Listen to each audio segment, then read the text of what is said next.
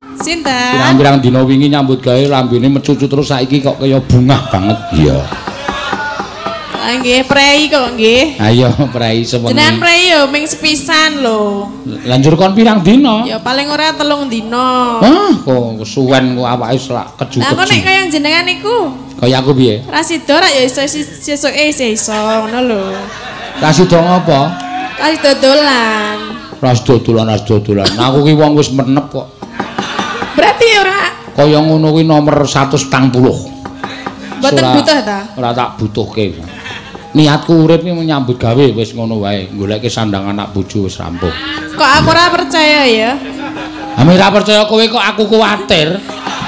Niki penontonnya ya udah ora percaya lho. Oh, mudah meneng wae iki ya do percaya kok ya. Mboten ana sing tenan. Kudu digedhekke le prihatin saiki wis mulai tuwa ngene kudu gedhekke le prihatin. Iya. Tuwa napa? Tuwa kapuk.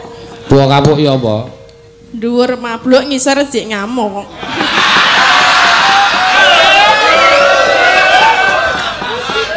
Ora wae ya lambemu iki. Aku ora tuwa kapuk aku. Aku saiki kasur busa ora. Apa kasur busa? Ora ono artine kok ya. Turu terus. Oh iya. Iya, wis rasa dadak werna-werna ora. Dek nono sing wah gunake kesempatan entuk gratisan neng hotel ya neng hotel karo bojone. Ayo wis ben ra apa-apa men seneng wong nang omah nganggo kloso lho. Sinten ta? Embuh. Mula iki wiyagane ya do sumringah kabeh lho, ora mung sindene. Ya wis alhamdulillah mula kok mau bengi sepi. Sapa-sapa tak WA ora ana sing bales. Ya pene pateni no. Nah iya. Kowe barang tak video call le. Heeh. Kowe ya teneh piye nek ora diangkat arep ro polahmu aku ki. Terus ajeng ngopo nek weruh? Ya mung arep tak delok kaya ngopo aku mumpung prei sewengi iki polahe do kaya ngopo. Iya. Boten gedabi ora karo-karuan. Heeh. Kula ya ming jajan, ming maem bareng. Waduh, ya keluarga penting. Ya, nembang apa, Tin? Nggih, napa panyuwunane wau tesin apa? Werna-werna. Iya. Engko sikik sabar. Liwong iki kari Dik. Liwong iki nek ra Prastiwi ra yes lho. Men Gusti Yuda ngerti polahe Prastiwi. Ora terus jobong bayi. Heeh. Gustine teng pundi ta? Sambel apa? Gustine wonten pundi? Oh lengganing pendopo. Mboten ketinggal. Pendopone pirang-pirang kok. Halo. Napa, Pak? Pendopone pirang-pirang iki lho. Biasane Pak Dukuh. Ha iya, Pak Dukuh tukang kayu dadine apa-apa ku kari jog-jog-greg ngadeg kabeh. Napa ndamel ki ya, Mbak? Ya ora ya jual beli panjenengan iki. Kowe arep golek ngono apa gerobak? Nggo apa? Nggo apa? Ayo dinggo kowe kok nggo apa? Ya pesen apa piye tak pesenke. Ya pesen. Soale kowe iki gedhe kudune. Pesen 40 no. Gerobak 40. Heeh. Nembang apa sambel kemangi ya ana sing nyuwun Pak Arkadi Pak Diwata. Oh nggih, sambel kemangi nggih mboten ana apa. Apa? Sambel kemangi nggih ora apa-apa. Ya, wah nyentak-nyentak. Lara krungu? Aku ya ketularan budek aku. Nek niku mboten ketularan jan dasare kok. Ya ora kok dasare. Nek saya tua kan saya budek. Sing saya tua apa? Tua iki budek, beser, watuk barang ngono ki lho. Kabeh iki bakal sok ngono kuwi. Lah nggih, kula iki ngomongke. Rasah aku kowe wis sok mangsa kalane ya ngono kuwi. Iya. Wis awake lemu, tuwa, lu mlaku rekoso kowe sesuk. Gendiyek ngono.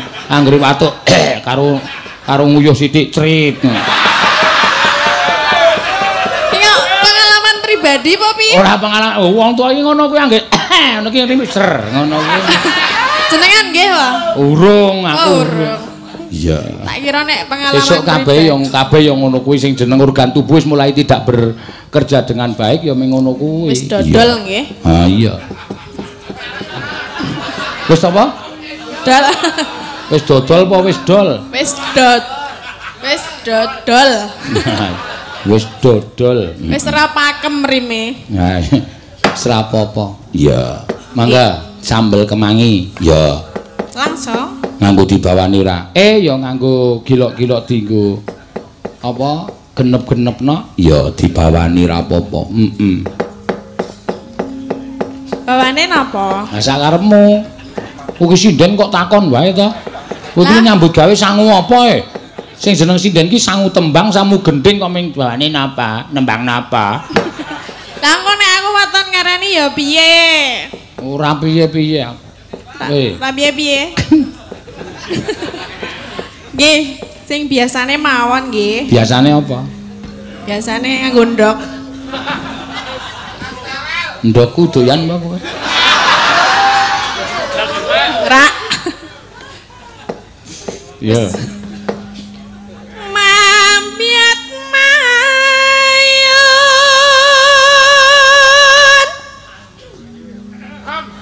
Eman.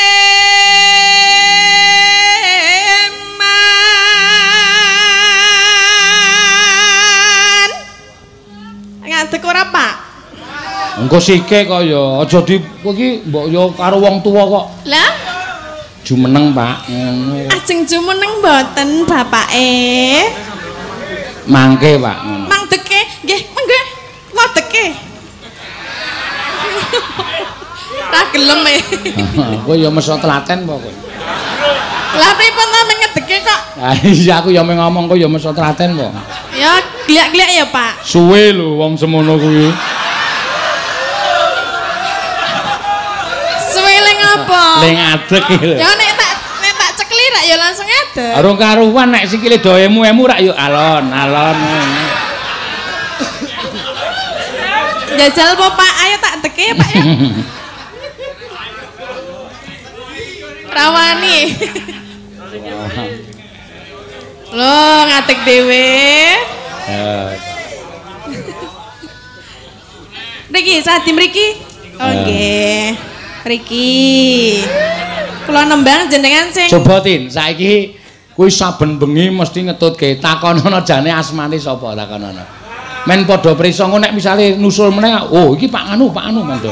Ben terkenal. Mancepeng niki mike. Kula asmane Mbah Min, griyane Jalan Sukun. Jalan pundi? Jalan Sukun. Sukun. Gayam. Gayam. Nggih. Walah tanggaku to. Masa karo tanggane ora kenal lho. Cakete Mbah Warno. Cakete Mbah Warno. Cakete Mbah Warno. Nggih. Wah. Ah sampean niku napa kok dadak yasa gelungan barang dawane semono? Sampean kok seneng nusul joget niku dasare napa? Seneng napa pripun? Namung dasare niku kula seneng. Oh, nggih. Sekeng Jalan Sukun numpak napa? Dalem? Jalan Sukun numpak napa? Bonceng. Bonceng. Nggih. Oh, gampiri kalih menika. Nggih. Joko Sendok nika. Nggih.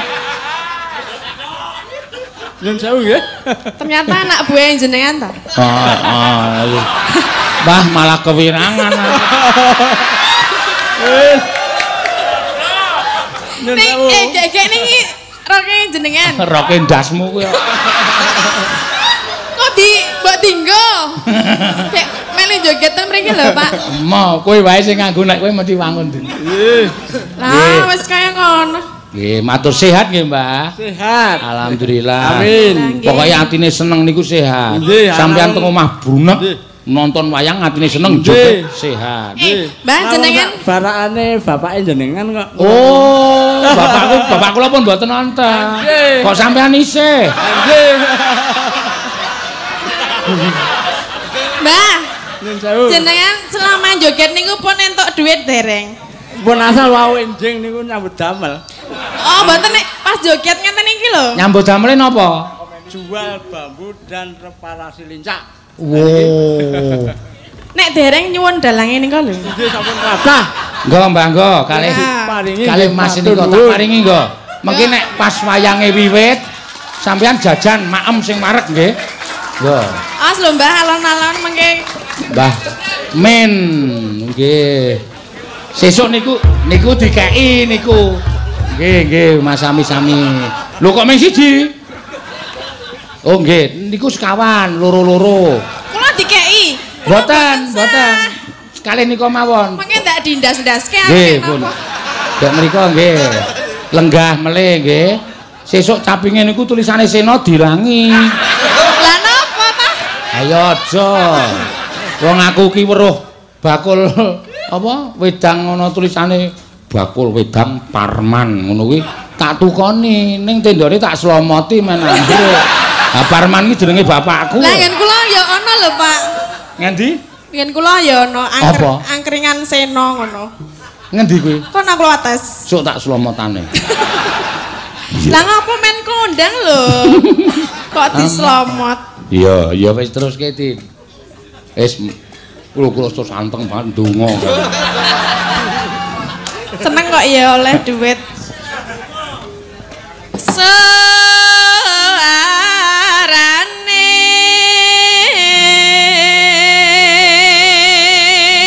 Rasane malah tentrem nek iso menehi mbahe kae dhuwit iki atiku terus maknyes ngono. Lah, aku nek kon ngekeki sinden ki rasane terus kene kaya kelangan. Berarti selama ini enggak ikhlas? Enggak, jujur. Lah, kenapa dikasih? Lah karena kan minta, mosok minta enggak dikasih, ya, nanti marah. Ya nek enggak mau ya enggak usah kalau dikasih. Minta enggak dikasih terus nanti gedruk-gedruk. Siapa itu? Enggak tahu. Gandeng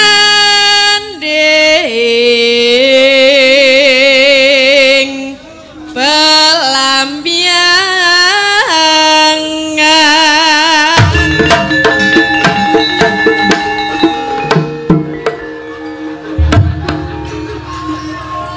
Aku ora kaget.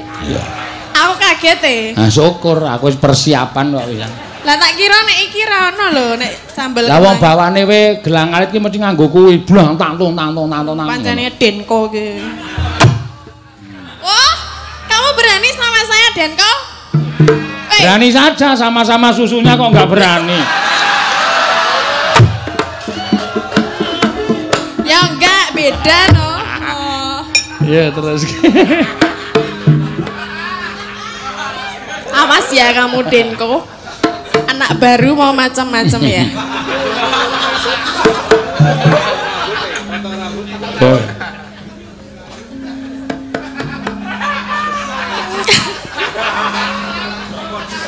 Nyerambai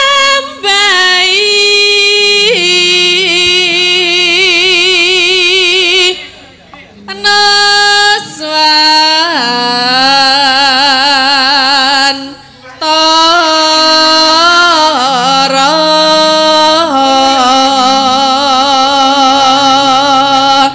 Banyu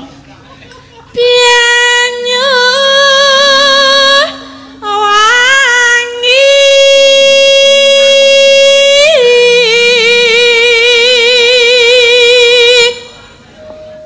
kelana kenang wetan segara. Iki dong apa ya?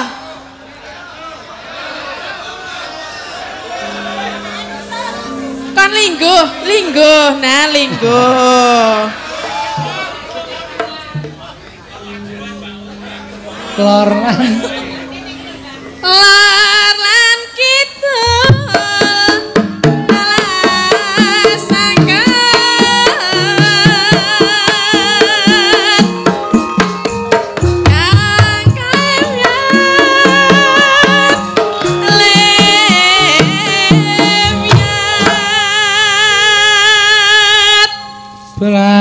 Iki mau apa ya, Denko? Aku kan joget. Lah ya ayo karo kowe.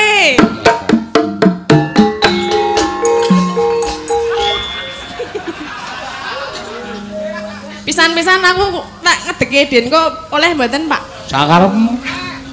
Sesuk awas nek saiki ra ono sing ngendang dadine aman. Kok sapa-sapa kok arep dege iki? Lah bae kuwi Den ngoget-geti terus nek ra tak pae kok. Sapa arti teke iki lek mung ngayahi kepiye? Ya, Mbok. Belang biangan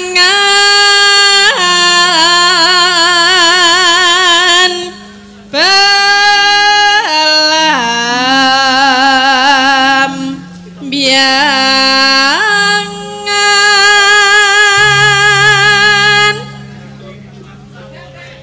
aja takkan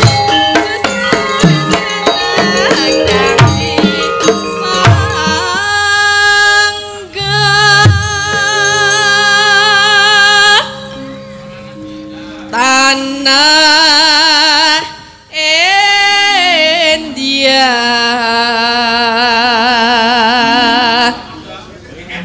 ku meliaring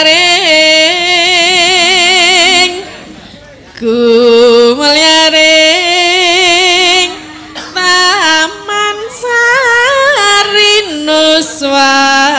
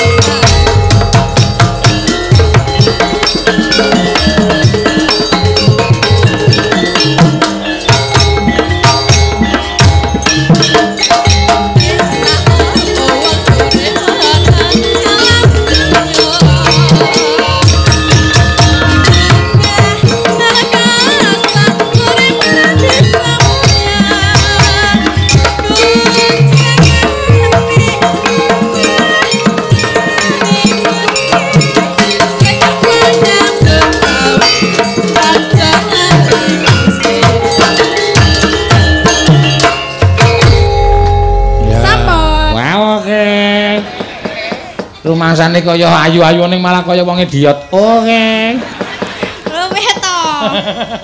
Salah. Oke.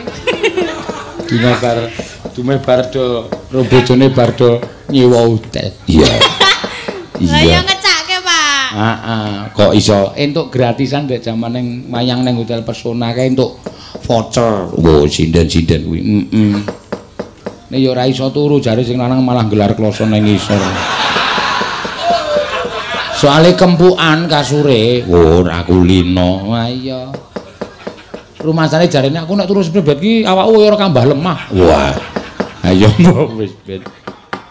Ya, diaturke nanu wae kok langsung mengko gek terakhir Prastiwi. Ya, ngeliwung dinteni karo para penggemar berat.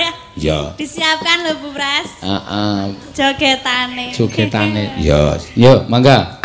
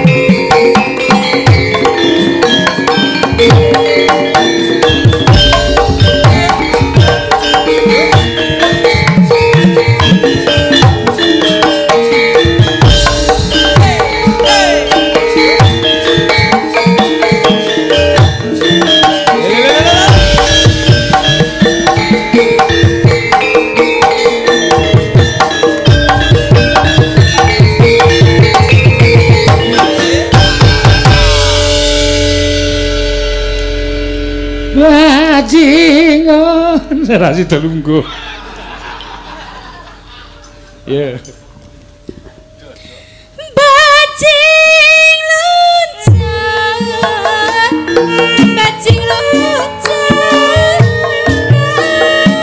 astana. Aduh, Abdillah narasa.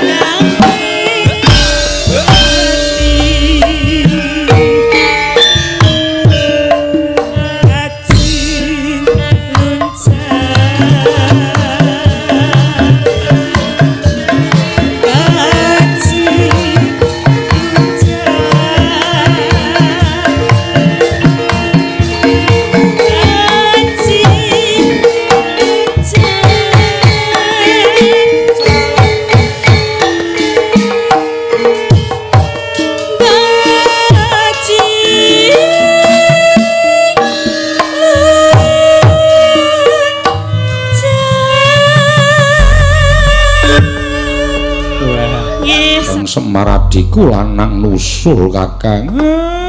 Ndara Sukasarana. Wah, pancen bocah ora iso ditelapke. Wo, Ndara Sukasarana nusul terus. Heeh. Tuyule nusul terus.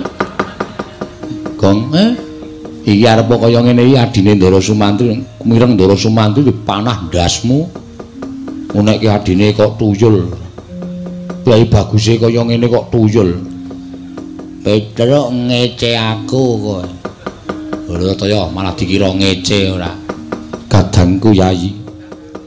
Adiku diadiku wong bagus suka srana padha raja sapraptamu Yayi. Pangestune Kakang Ati seslamet aku ya Kang. Aku ngaturake sembahku kekatur. Ya tak tampa cah bagus. Kena ngapa kowe nusul karo aku? Kowe kok ngono to, Kang?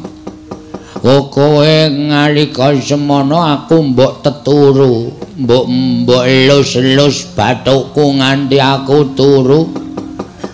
Bareng aku nglilir aku tangi Kakang Ati ora ana, Kakang Ati ninggal aku. Aku takon bapa suwandakni jare Kakang Ati budal ning Mayospati arep suwita Prabu Sri Ndang Mulya Sri. Malah lagu. Sri Arjuna Sasrabau, Sri Arjuna Sasrabau. Mula aku terus nusul mrene Kakang Ati kowe ora tresna karo aku. Monggo aku tresna karo kowe lho Kakang Ati lakon dadi kowe ora sayang karo aku.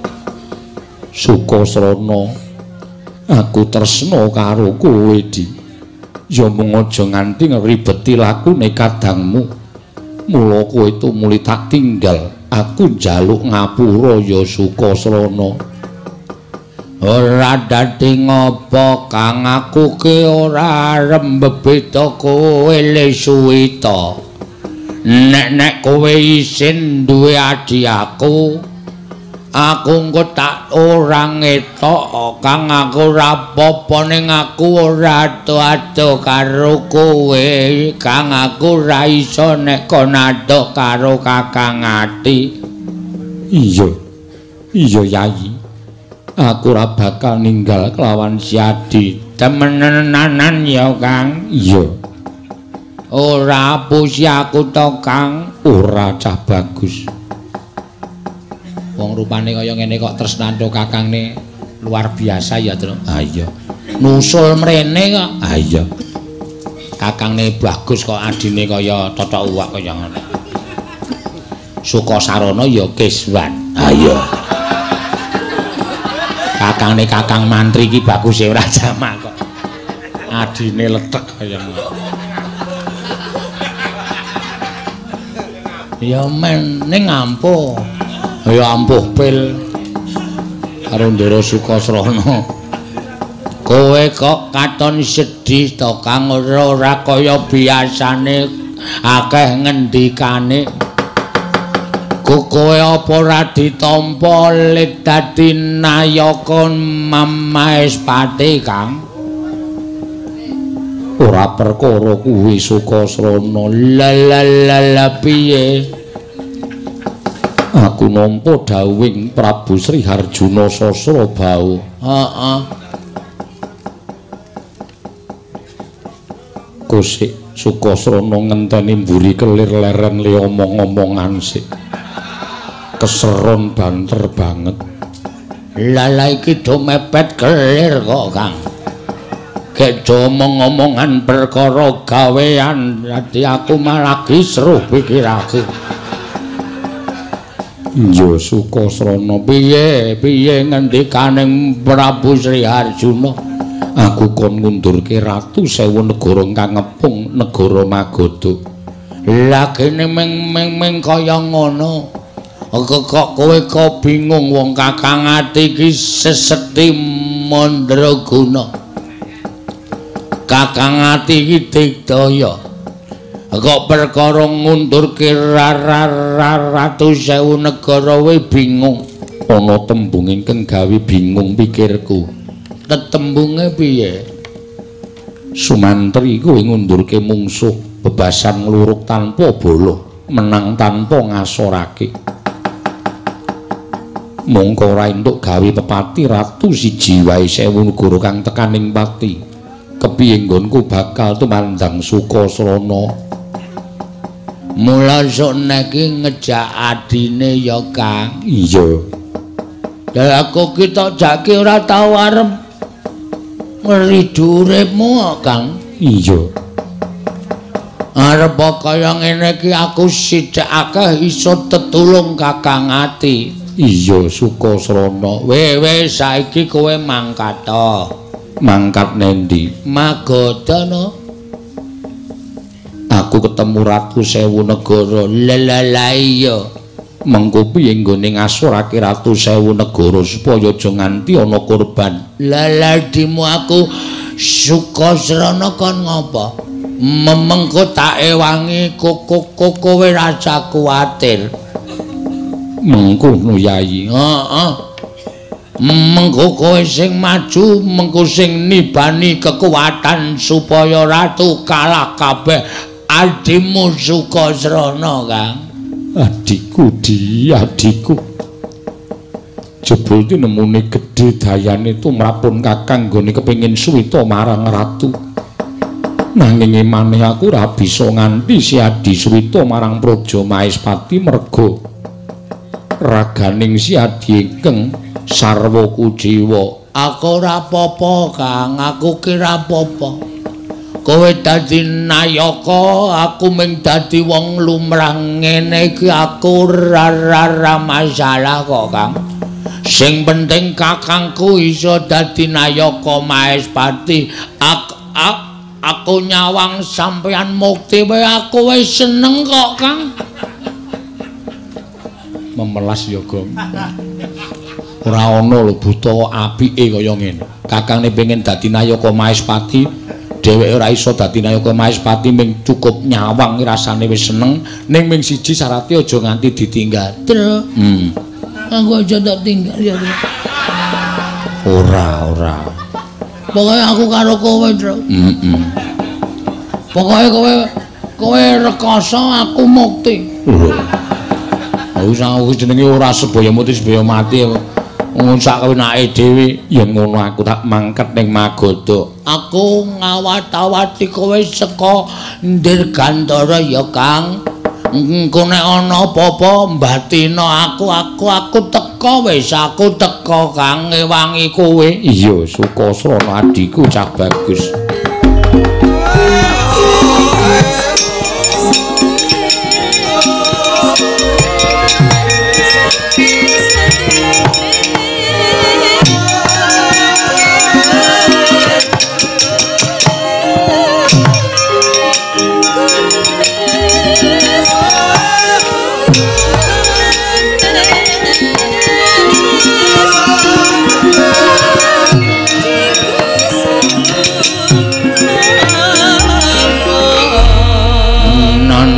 Gareng maju mrene. Waduh cilaka iki, Tru. Wonten dawuh, Ndara. Engko kowe sing ngajani Kakang Ati ninggal aku ada. Kowe sing ngajani soale aku ngerti sipate wong matane kira iki. Lho Semar Endo masalah. Lunga sike. Mboten nggih, sumpah mboten. Mripat wira kompak kok.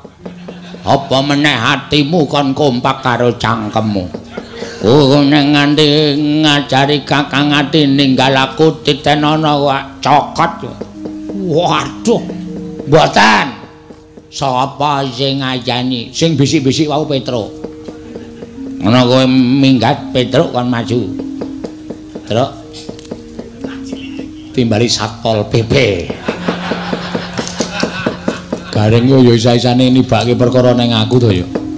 Petruk kok kowe sing ngajani Kakang Ati. Mboten, malah kula wau ngelingke Kakang Ati. Kakang Ati ndasmu njebluk kuwi. Sing entuk nyeluk Kakang Ati ki mung aku, kowe aja melu Kakang Ati. Anu Ndara Sumantri. Kula wau ben mesakake ngrayi. Terus Ndara Sumantri, "Petro, aku kudu tega karo adiku yen ora ngono ora bakal ditampa dadi Nayaka Maespati." Yakin sumpah. Kowe wani sumpah? Wani. Nek nganti ngapusi kowe kere selawase urip. Ora usah sumpah wis kere. Kok dadak kere selawase urip ora. Nan la sing aja-aja sapa sing mboten seneng kali sampean niku. Mboten seneng kali sampean. Engko maju rene. Gong, timbali Ndara. Kang apa? Entuk sangu. Gareng entuk sangu, aku entuk sangu kari kowe. Piye, Mas? Mbok cangkeme basa. Apik aku karo kowe. Kok kon basa? Apik aku dengkulmu melacat. Arep apik kowe kon nyepatani bisu selawase urip. Sing apik nek omong. Sampeyan iku ketok elek nek omong nyata. Nyemelangi ora. Kalingan ora arep njaluk pitik aku wingi kae. Aja niku tak senengi, engko sore mati gong, mati tenan. Wah, wong bentuke kaya pring petung ngene kok. Kowe sing ngajani Kakang Ati kon ninggal aku. Ora. Yakin aku ora ngajani. Angkeme ngece aku. Kejem tenan iki. Potol. Ponokawan nang anggere mengko ngajani Kakang Ati titenono. Kokonangan aku tak sepatani kabeh ora iso tetembangan. Aduh. Wah ora iso ora payu iki nang. Endi jenengan wis kono nusula gareng karo Petro. Aku sing tak curigai kowe sing tersangkane. Tunggu pembalasanku. Kirei ngece kowe ya. Gumana. Ndara Suandagni iki kagungan putra kowe kok aneh-aneh sing siji bagus ora jaman sing siji kaya ngene. Ane kowe ya wis pesti kok. Ora rasane aku ndandang kono kowe minggat kono aku tak nusul Kakang Ati ge. Ku anggere akon Kakang Ati ninggal aku titenono. Kakang Ati kakangku sing detak tresnani aku ning Dirgandara ya Kang nek ana apa-apa batina jenenge adimu Susuka sarana aku mesti teka Kang mesti teka. Iso gawe senenging penonton kok penonton joget-joget apa? Sinden nek galak-galak ki ora apik. Mbah Mana. Iya. Wis ya Pak wis ngadeg. Nek kae pancen atos nek. Awang jan dedeke ya ming semono ki kok kon ngadeg. Iya. Mbok rene Pak tak antel. Gak wis. Walah sinden turunan gali ya ngene. Ya ora apa-apa, mangga yo. Isin aku jane karo Gusti Yuda. Sapa? Isin. Mau dipesan karo Gusti Yuda kok. Mau kok Gusti jumeneng. Lho. Kowe kurang ajar kowe ora. Gusti tok kon liwung. Gusti ki piyayi. Iya. Ning ya paling pun jumeneng nggih Gusti. Wis ket mau. Iya. Maning ora iso nenggone nganti rampung no. Iya, arep tindak ning Bogor. Ya ora apa-apa. Ya mangga, yo. Dadi liwung rasa dhewe. Dhewe wae ngejak kanca sapa? Wis ana wong edan loro iki. Iki wong kuwi ora edan kok. Iki ngawur senengane ora. Nyun sewu nggih, Pak. Edan nggih padha kula. Nggih. Ya mangga.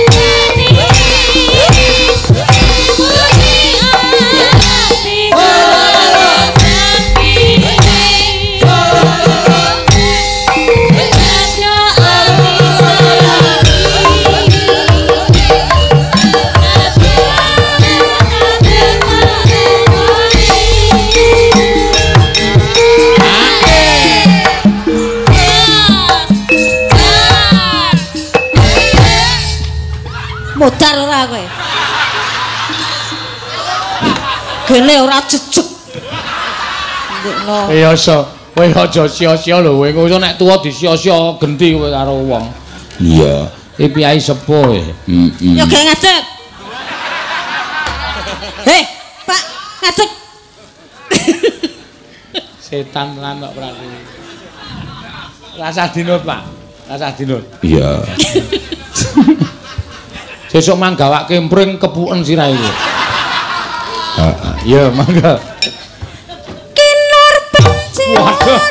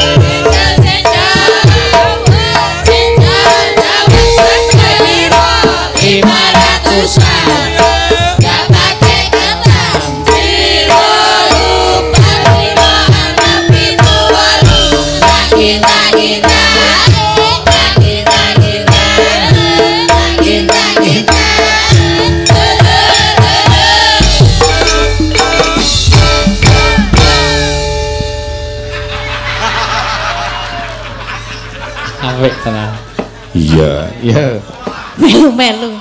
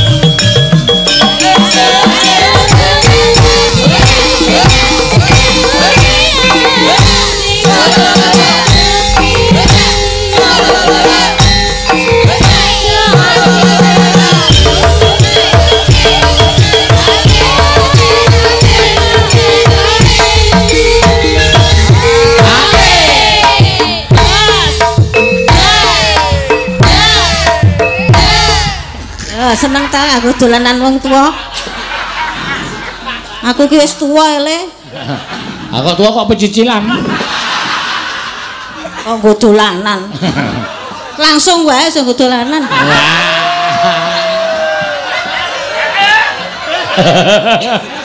Ayo ta? Mbok. Nek gue seneng nggo dolanan. Ngapa? Aku kuwi lho do guyu kuwi lho. Anak-anakmu kuwi. Kowe iki ning ngarepe anak-anake kok cenanangan. Iya, mangga. Sabtu pendeta.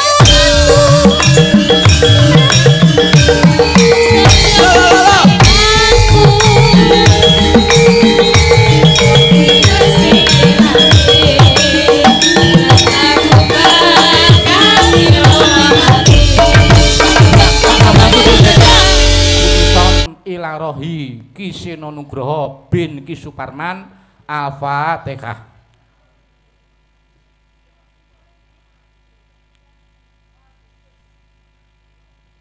Amin. Matur sembah nuwun.